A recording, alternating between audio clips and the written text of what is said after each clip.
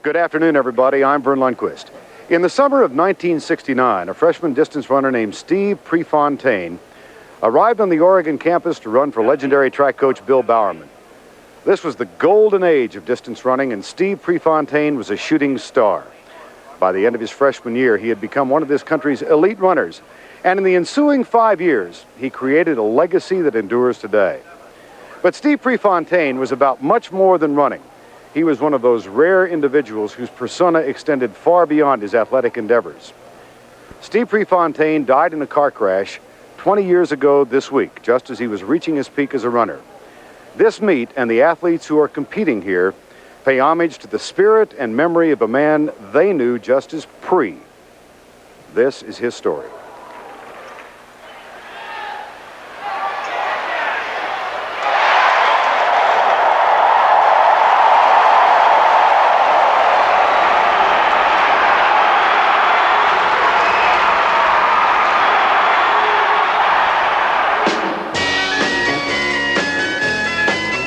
There is a word for it, and it's called charisma. He was a piece of work from the moment that he stepped into our lives. When Steve ran, somehow all this became magic. I mean, really, it was like magic. And it seemed like whenever he came out onto the track, the sun came out. Steve was the best athletic competitor I've ever seen anywhere at any time. Even though you didn't want to be, you were intimidated by his aura. He knew that there was more to himself and his destiny than just a normal existence. He had just begun to reach maturity when this show was over. He just had that, whatever that is, I don't know. Actors have it, singers have it, some people have it, some people don't. Most people don't. He had a lot of it. He was the benchmark that we all tried to, measure ourselves against. He was so ferociously competitive in his sport. He understood that he was getting close to the limits in ways that few people do. He was the kind of guy that when it came down to compete, he was spitting fire. Of all the great athletes that have worn our products on the field of battle, we made a statue of only one of them, and that was Steve Prefontaine. He was the best distance runner in the world the year he lost his life. He'd run against all the good runners. Nobody could touch him. And that was a great loss to track and field when we lost Pre. The time to hesitate is through. No time to wallow in the mire. Try now, we can only lose. And our love become a funeral pyre. Come on, baby, light my fire. Come on, baby, light my fire. Try to set the night on fire. Yeah. You know that it will be untrue. You know that I would be a liar if I was to say to you, girl, we couldn't get much higher. Come on, baby, light my fire. Come on, baby, light my fire. Try to set the night on fire. Try to set the night on fire.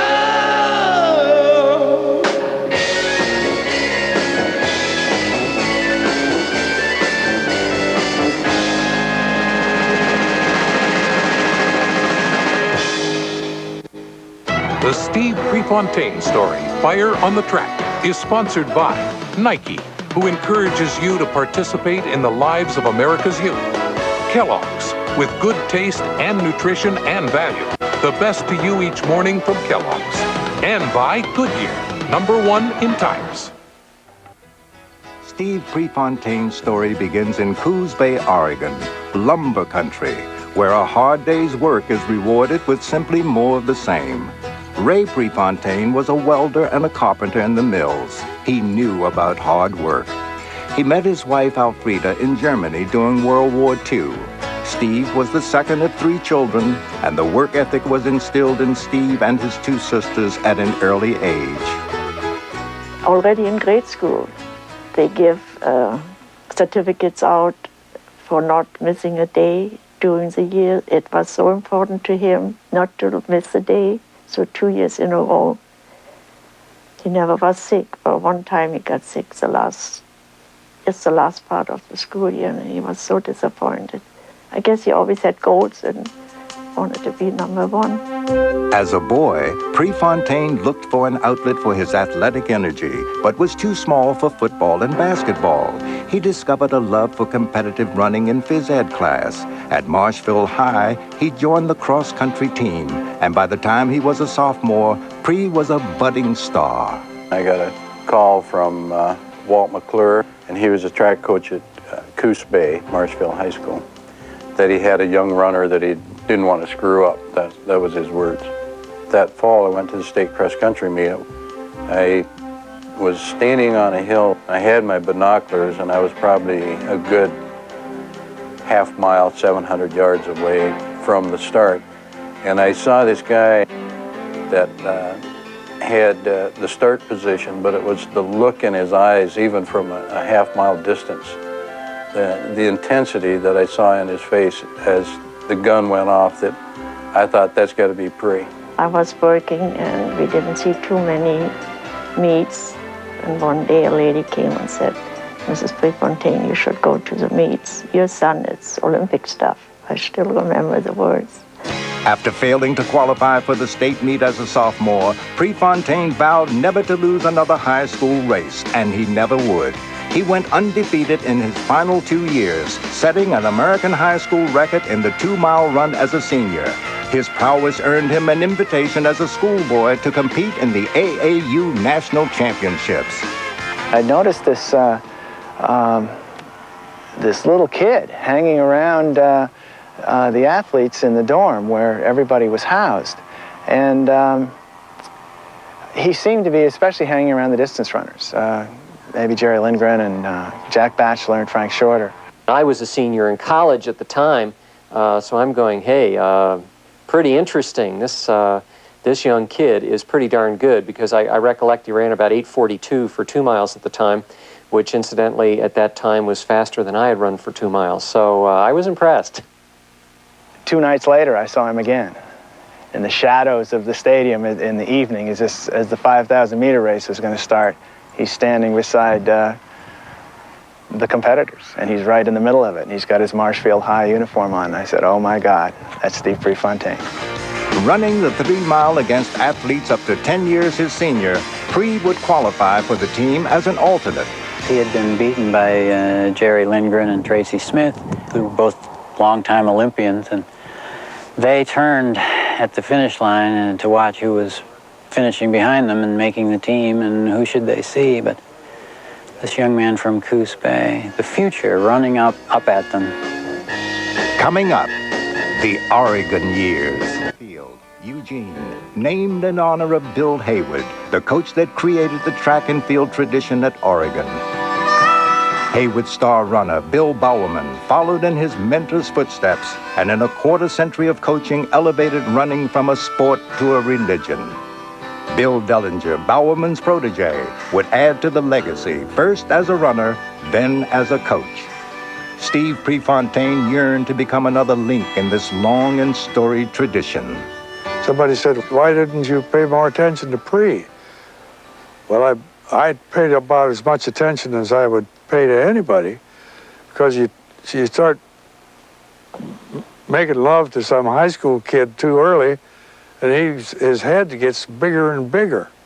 If I join the tail kissers, I'm just another donkey looking for another body to come out and run here. But Bowerman acquiesced and seduced Prefontaine to Oregon with a personal recruiting letter. The letter from the old master, so to speak, is the one that really impressed him. I had spent 2 years running down there back and forth trying to recruit him, and one letter from Bill did it. After only his first collegiate season, he would burst into the national sports consciousness. People didn't know what to make of this brash, cocky freshman. I called him World, and that was short for world famous.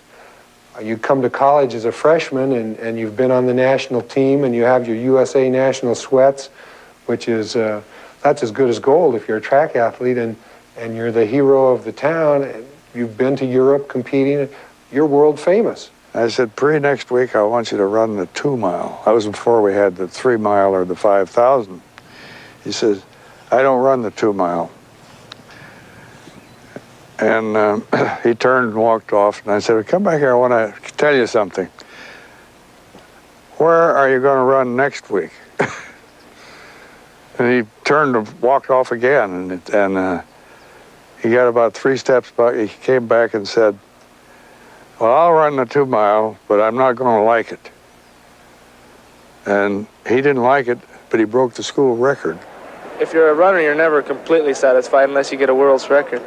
And I think it's a good indication of what I'm going to be doing this spring. I hope it's a good indication. This is my first meet of the new year, so that's not a bad way to start out the new year again.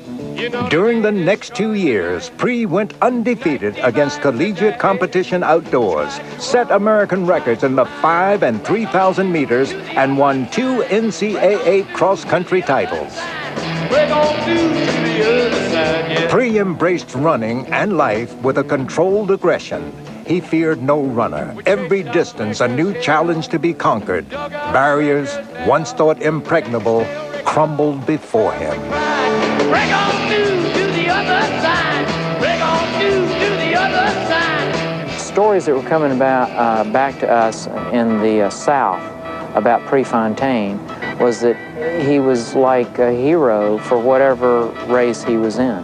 Talk about Muhammad Ali's float like a butterfly, sting like a bee. I mean, that was Pre. He went out and did it. You know, I didn't know what to make of him exactly. You didn't see guys that young in that kind of competition be that bold. He was a force, and he was very aware of that.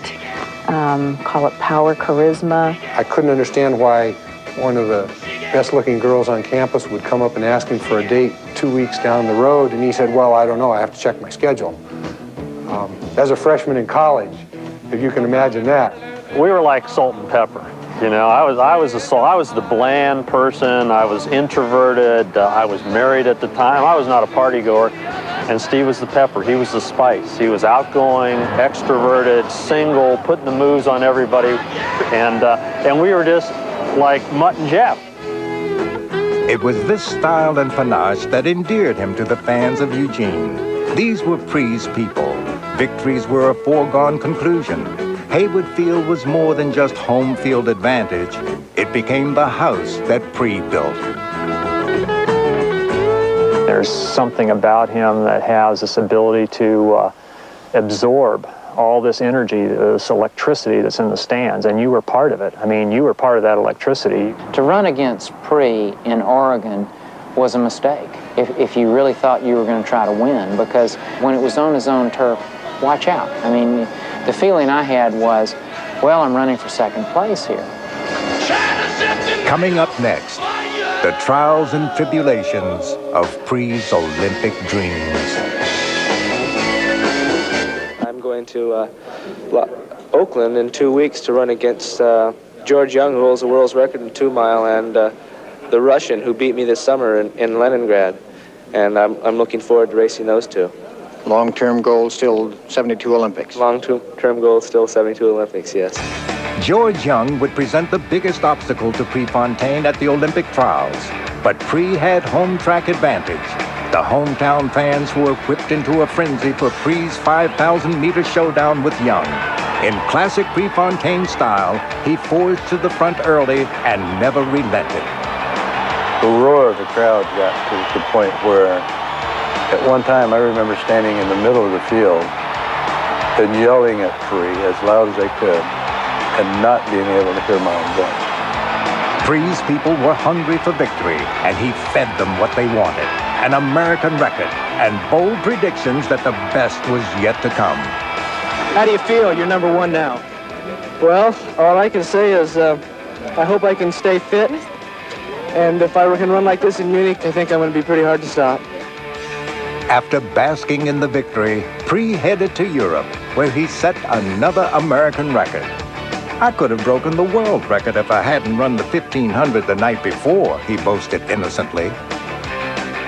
We were in Oslo, Norway, and I was sitting up in the stands, and he and Bowerman were out doing a workout all by themselves. And the first thing he did in the workout was he paced himself to a 4-minute mile. And he went out very even split. I had a stopwatch, and it was a 62 flat, 3 flat. I think it was 4:00 point something. And then he did a ladder. Then he did his workout. But it was like, was he ready for the Olympics in '72? He sure was.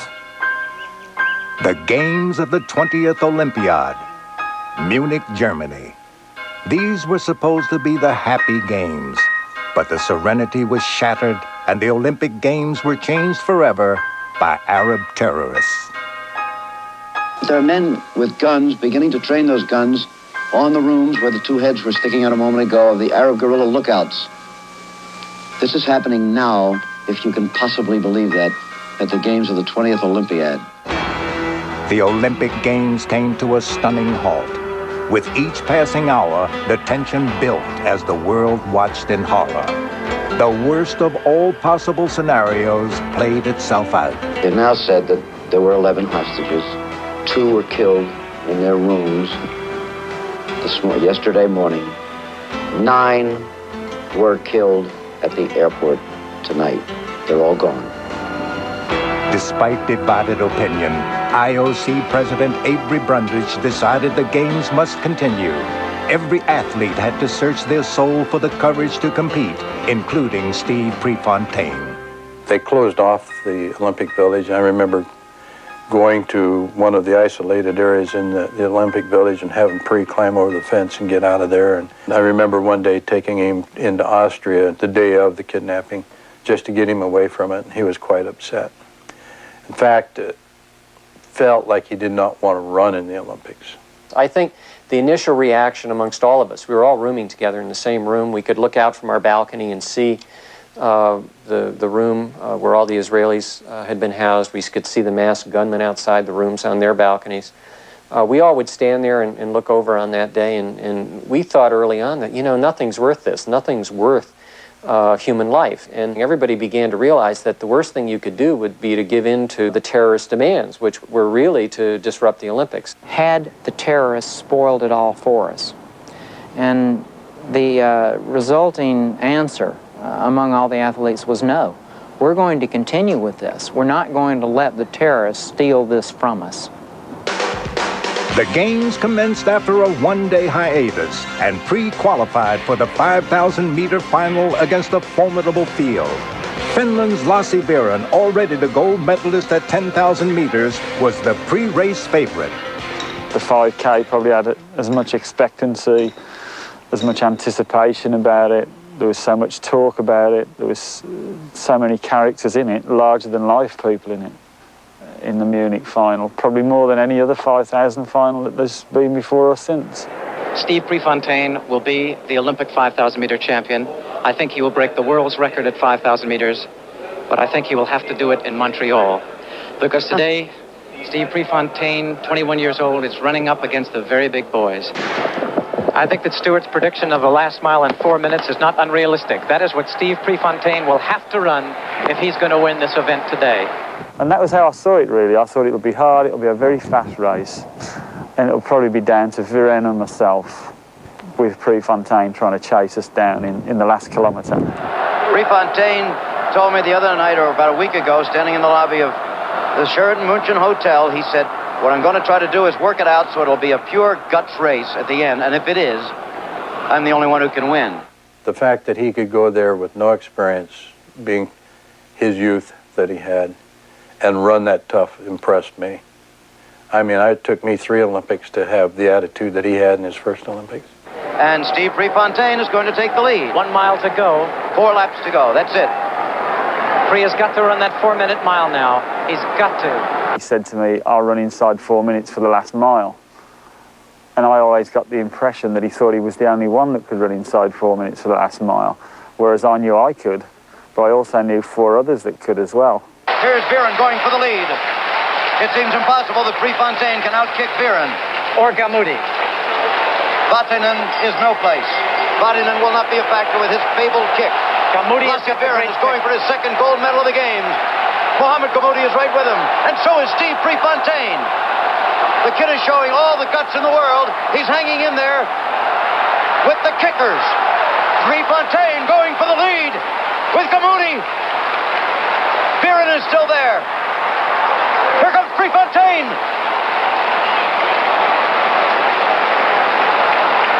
What is coming to you live from the Munich Stadium. Nobody in the world knows how it's going to turn out until they head down this stretch, coming to the last turn. Pre is running a great race. What guts! Here comes Viren, going for his second gold medal. And I think he's going to win it, but Gamoudi could have a kick. I don't think so. Viren's going to win the gold. And here comes the Briton trying to pass Prefontaine for the bronze. It's going to be close. And it was Ian Stewart beating out Steve Prefontaine for the bronze medal as Prefontaine nearly collapsed in the last 5 meters. The festivities are already underway and we'll be joining the live action in about a half an hour. Carl Lewis and Jackie Joyner-Kersee, two of our greatest Olympians, are among the many stars competing here to pay homage to the memory of Steve Prefontaine. The Olympic glory that Lewis and Joyner-Kersee have achieved in recent years stands in stark contrast to the disappointment that confronted Prefontaine in the summer of 1972. The Olympic experience had a profound effect on Pre. Returning from Munich, he underwent a metamorphosis, changing from an athlete of youthful exuberance to a man filled with vision and purpose, both on and off the track. Steve Prefontaine narrowly missing in a bid for an Olympic medal. But as you said earlier, Eric, unquestionably, he'll be back 4 years from now in Montreal. You look back at that race in retrospect, he could have been the bronze medalist if he hadn't made the burst down the back stretch. But he would rather have gone for the gold and tried for that than get a sure bronze, and that just really typified the man. He was crestfallen. I mean, he was just crushed.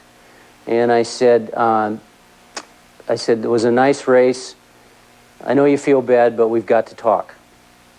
He said, I've got nothing to say. I said, how old are you? And he said, 21 or 22. I don't really remember what he was. And I said, and so you finished 4th in the world at that age.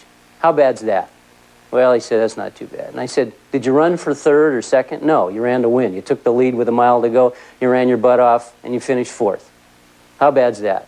Well, no, it wasn't that bad. What he needed was somebody to put their arm around him, to kind of hug him and say, it's okay, we understand. Pre's people understand. And I was sort of the emissary for that, I guess. And so, goodness, he started talking, and 20 minutes later, he was all pumped up again. And I remember David Bedford walking by. And he shouted at Bedford, he said, I'll see you in Montreal and I'll kick your butt. And it just took that long for him to get that excited. The shattering of Olympic innocence in Munich was only a microcosm of the tumultuous events of 1972. Society witnessed the profound changes on an almost daily basis. Rock and roll, can music save your mortal soul? And can you teach me how to dance real slow? Well, I know. And in his post-Olympic depression, searching deep within his soul, Pre changed as well. Kicked off your shoes. Man, I dig those rhythm and blues. I think what happened to him in the Olympics opened up his eyes, matured him. You have to look at life differently. Absolutely, it will change you if you participate in the Olympic Games. And I think that had a huge impact on the way he looked at his sport and himself as well. That change in his appearance was a change that was going on inside of him. And I suppose some of that was maturing. And probably that I'm going to get you next time. Prefontaine finished his final year at Oregon, undefeated, undaunted, and unemployed. The stark reality was that it was nearly impossible to train at a world-class level and earn a living. It was like the Grapes of Wrath of track with his trailer. It really was very funny. I was very surprised when I came to Eugene and it's like, this is where you live? And then confiding in me that he was on food stamps. It was like, God, you're kidding. This is one of the world's best athletes. And It was quite a contradiction. When you'd go to a European track meet and say an obscure Italian hurdler would come up and say, hey, let's go get our money and go partying. We'd go, what money?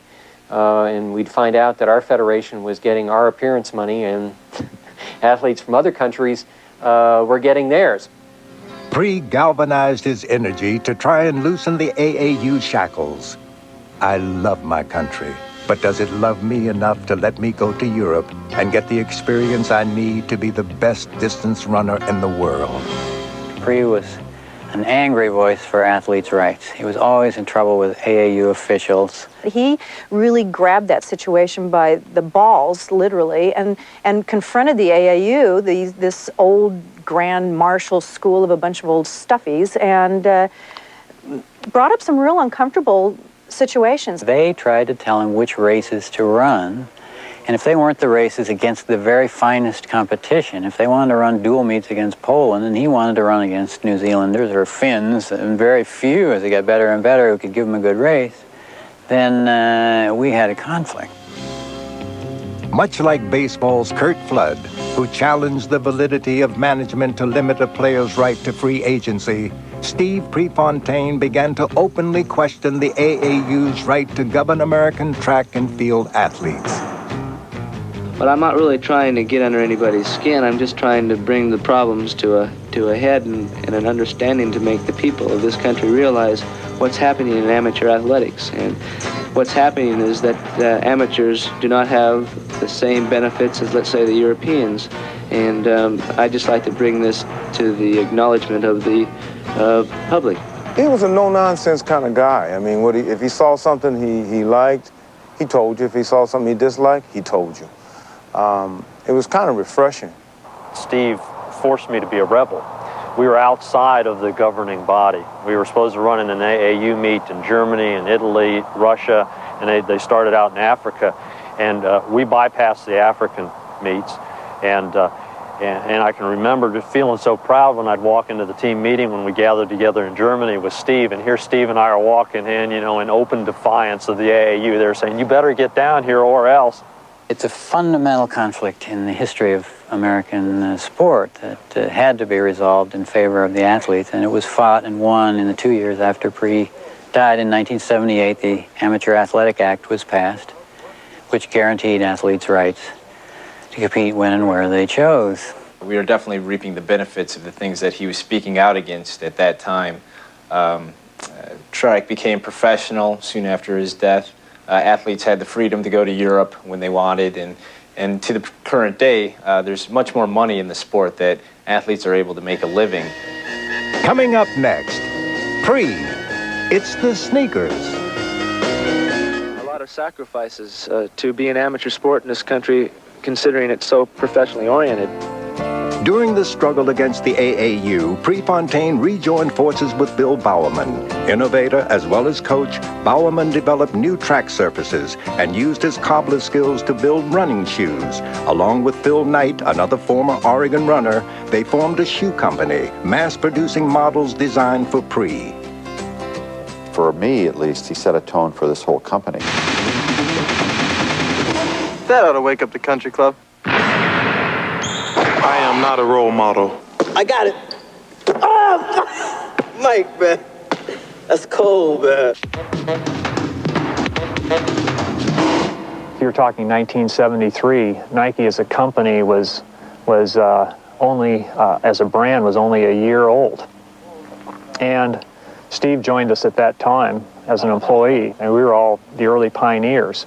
But Steve was really the catalyst. I mean, he was the reason that we were in business. And there couldn't have been a more perfect athlete than Steve for Nike, because he had a certain level of rebel in him, no question about it. He wasn't a rebel without a cause, he was a rebel with a cause. Some folks are born made to wave the flag. Ooh, they're red, white, and blue. And when the band plays hail to the chief, ooh, they point the cannon at you, Lord. It ain't me, it ain't me. I ain't no senator, son. It ain't me, it ain't me. I ain't no fortunate one, no. He really had the vision. You could see it then and there, that the melding of running and business.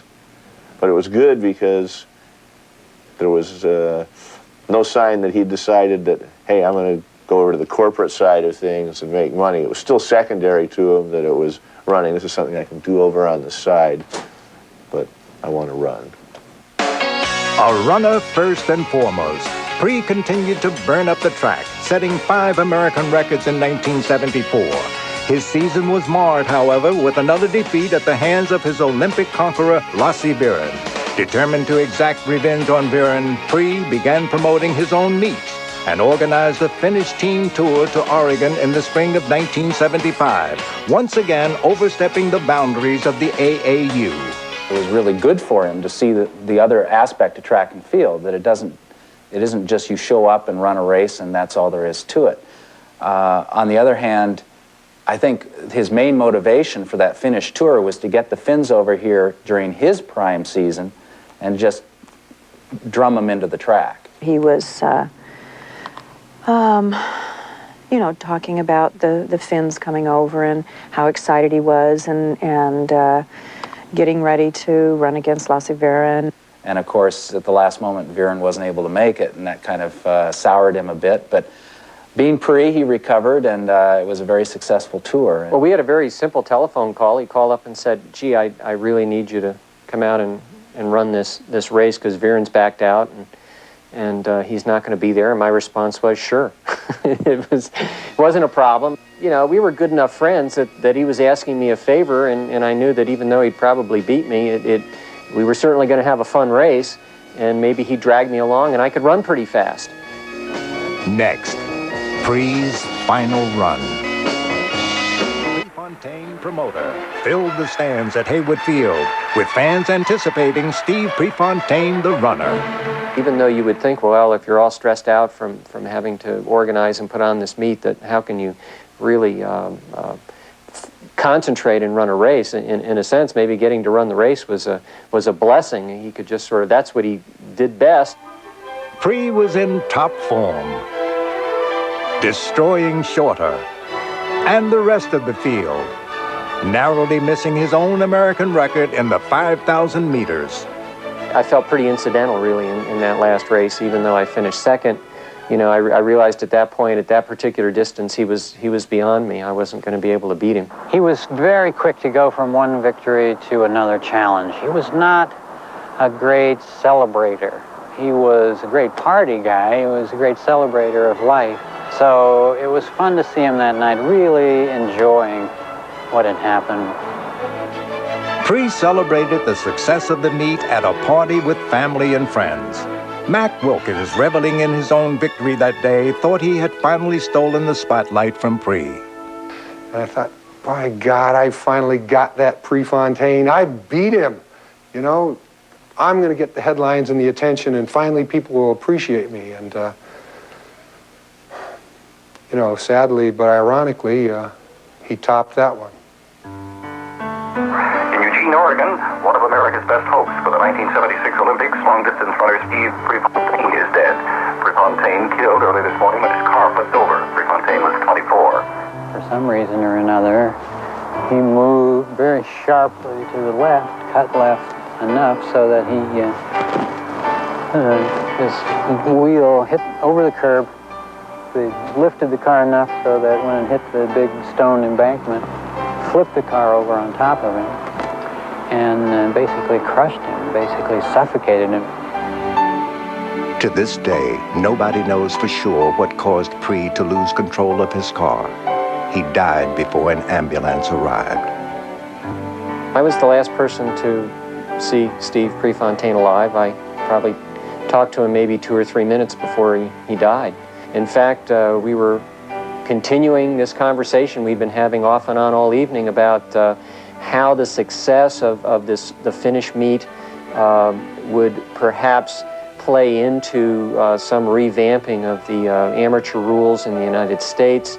And I said goodnight to him, and we may have even talked about running the next day. And I've personally always felt I felt a lot of pain, really, in that, you know, my first thought was, my God, he wouldn't have been here if he hadn't given me my ride home.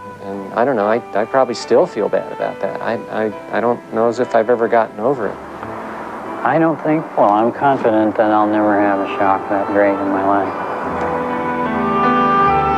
Pre's people flocked to Coos Bay to pay final tribute to their favorite son.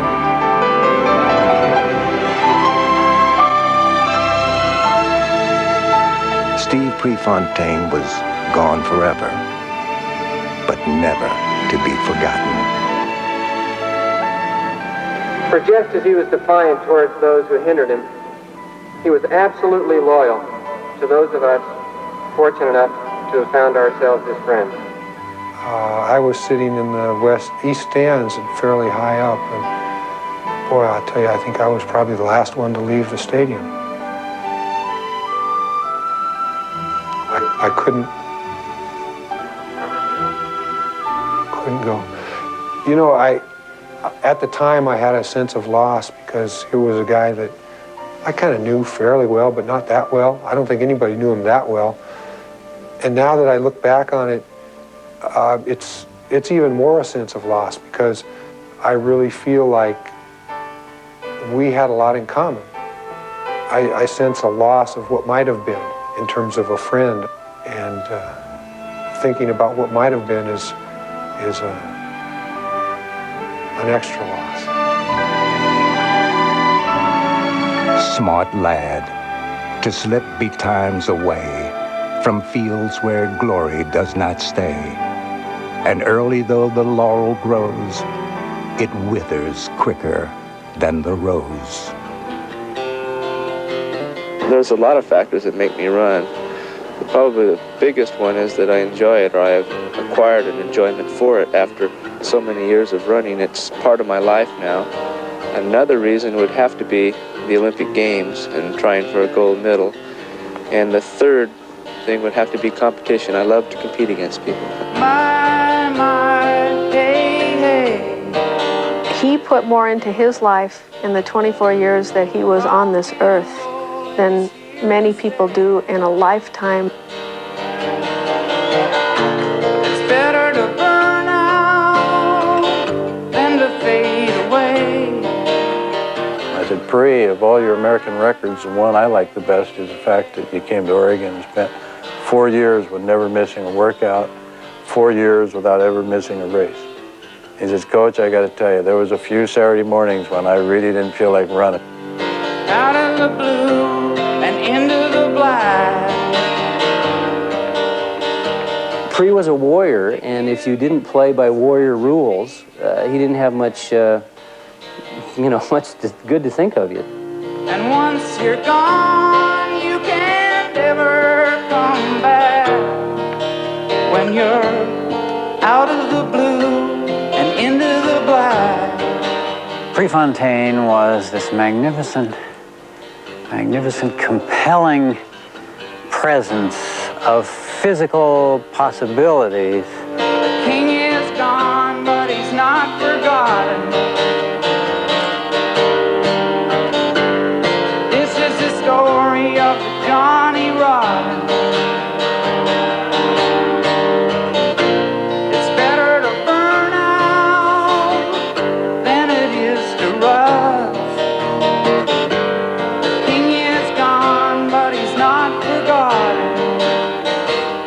Unfortunately, a lot of things died with Steve Prefontaine. I think the sport in the United States would be substantially different if he were still alive. The moral of Steve Prefontaine is essentially fighting the good fight and fighting it very well and better every day.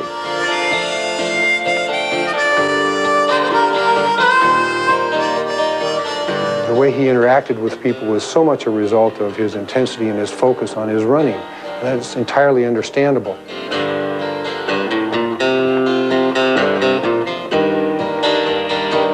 When I remember when that passed, you couldn't help but think that his voice, coupled with the force, the shock of his death, had certainly hastened that day.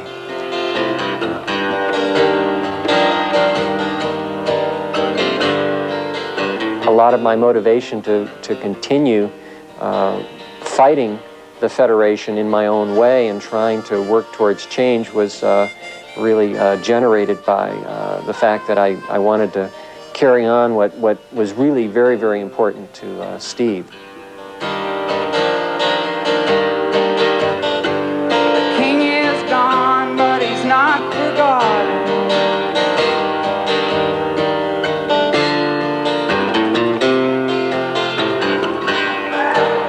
The story of an athlete dying young has been a compelling part of literature and life for centuries.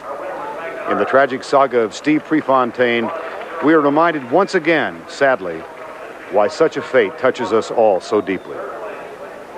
Field on the campus of the University of Oregon in Eugene. As you can see, a sellout crowd has gathered for the 1995 Prefontaine Classic. I've been joined by Craig Masbach, who among his other accomplishments wrote the last of Steve Prefontaine's American records. That was in the 2,000-meter run. I always wondered how I'd be received here in Eugene. I think all is forgiven, but not forgotten when it comes to Prefontaine, whose athletic legacy still burns brightly. The athletes of today take what Prefontaine showed them in going to the front, pushing the pace, running the race that's the best for them. But it's not only an athletic legacy, it's a political legacy. Challenge the system, make it change, make the Olympic system and the U.S. track system work better. That was Prefontaine's message. The athletes have picked that up. And Vern, there's a spiritual legacy. The athletes of today following the Prefontaine model, going to hospitals, working with kids, working to improve the life of prisoners to try to have them change their ways. That's something Prefontaine did. Athletes today are doing it as well. You know, we gather here in this mecca of track and field in the United States, a wonderful festive atmosphere, terrific weather. One of the highlights today will be the 2-mile run, which is one of his favorites. Prefontaine held the American record for 2 miles. 2 great American runners, young runners, have picked up that legacy. They've predicted an American record today. They'd have to run under 8 minutes and 12 seconds. Bob Kennedy, a 5,000-meter runner. Todd Williams, a 10,000-meter runner. I think they have a shot at it. Well, 20 years ago, people used to fill up Hayward Field regularly when they came to see pre-race, and today, people tell me, feels almost like it did back then. 12,500 people are expected to turn out for this meet, and it feels almost like a football game. There's tailgating, a pancake breakfast, and a real festival environment. Standing room only tickets are the only thing left, proving the track and field is alive and well in Eugene. All right, Michelle, well, we expected 12,500. We have surpassed that. The crowd has just been announced at 13,706, so the reputation of Eugene as a track mecca is upheld. Well, some of them maybe wanted to be in the movies. You know, Disney is considering making a movie on the life of Steve Prefontaine. They put the word out. They said, wear clothing from the 1970s, and we may include you in our movie. And I said to a couple of friends here, maybe they didn't have to tell some of the people from Eugene to wear clothing from the 70s. They're still doing it.